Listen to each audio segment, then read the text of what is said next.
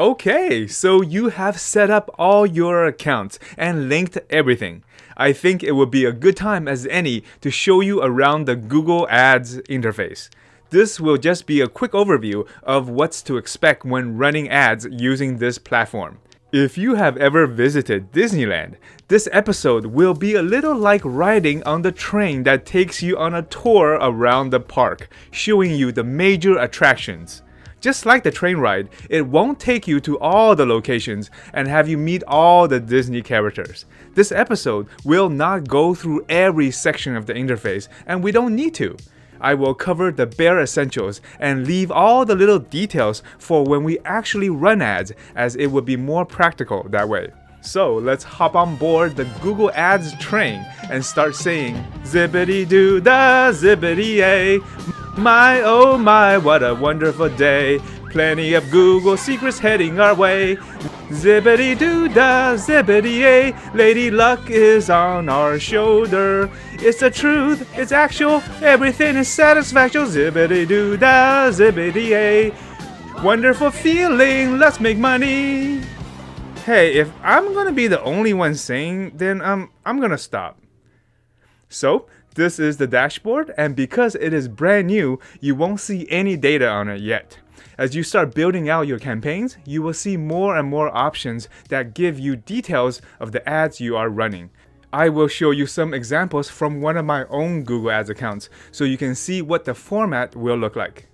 Let's start with the top of the page. When your ads are not running, you will see this red bar on top.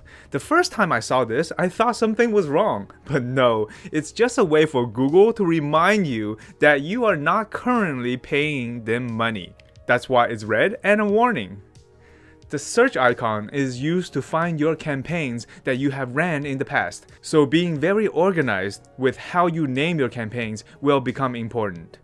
The reports icon is something that you will probably never use. Unless you are an advertising agency and need to show your clients reports on how their ads are doing, you will never use this feature. The billing icon is where you go to edit your billing information and to check how much money you owe Google. As you can see, your credit card will be charged automatically each month or if your payment threshold is reached. You start with a payment threshold of $350 and move upwards as you run more ads and build up a reputation with Google Ads.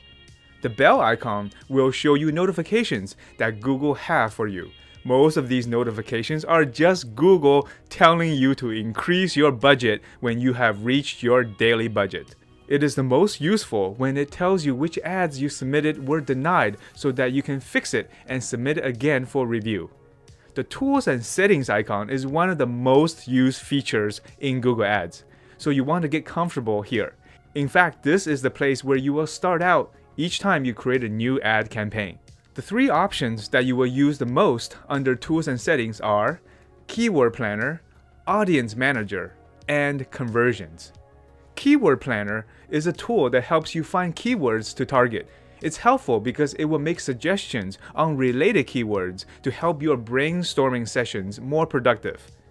Audience Manager is a tool that allows you to create pools of audiences to target so you can run remarketing campaigns, as well as track how many people have landed on your website and which pages they have seen. And finally, Conversions is a tool that allows you to track how many people opted into your funnel and how many people bought your products and services. And this can be determined by which web pages your customers have reached. If all this sounds complicated, please don't worry, because it will make more sense to you when we run campaigns together and I can show you step by step when and how to use these tools. Right now, below the top bar is this tiny little date field. This field is important because it allows you to display the status of your account based on a specific date that you choose. Right now, it's set to all time, which means it is displaying all the information from when you started the account to right now today. Long time ago, in a galaxy far away, one of those first days of running ads on the platform, I set up my ad campaign and hit run. For an entire day, nothing happened. No new data was recorded, and yet, when I looked at my billing statement, money was being spent. What the hell was going on? It wasn't until an entire day later that I found out that the date field was set to the previous week, displaying only the previous week's data. It was like sitting in an old meeting room and waiting for people to show up for the meeting when everyone is meeting next door in the new meeting room. So sometimes Google don't automatically update this date field to reflect the date that you are currently in, and you will need to update it yourself or risk being stuck in the past and be stuck looking at old data. Now, let's take a look at the main dashboard of Google Ads, and you can get there by clicking on the Google Ads logo. Since you don't have any data in your account yet, I will show you one of my accounts so you have an idea what to expect. Just like Facebook ads, Google ads also follow a hierarchy system. In order to run an ad, that ad has to be in an ad group. To run an ad group, that ad group has to be in a campaign. So when you want to run ads, you start with a campaign, then move on to the ad group, and then on to the actual ad. I know this concept may be hard to visualize, especially if you have never ran ads before. So let me give you an example. Since you had to tolerate my Disney singing earlier, I know the perfect way to explain this campaign to ad group to ad relationship. You own Disneyland, and you decide to create 3 sections of the park to target people based on their interests: Fantasyland, Adventureland, and Tomorrowland.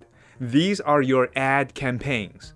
Within each section of the park, you build gift shop areas and Disney dining areas.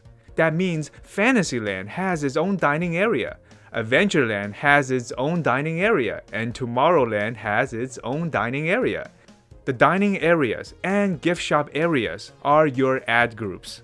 Within each dining area of Adventureland, there are individual restaurants like the Tiki Juice Bar. Those are your individual ads. And there you have it. This makes understanding how to run and manage your ad campaigns easier and more fun. For example, if your Disneyland was losing money, what would you do? You would look at each of your campaigns to see where the problem was. Let's say Adventureland was losing you money. You will look at the gift shop areas and the dining areas to determine the source of the problem. Let's say you found out the gift shop areas, that ad group was the problem. Then you will look at specifically which gift shop was eating up your budget without a return in investment.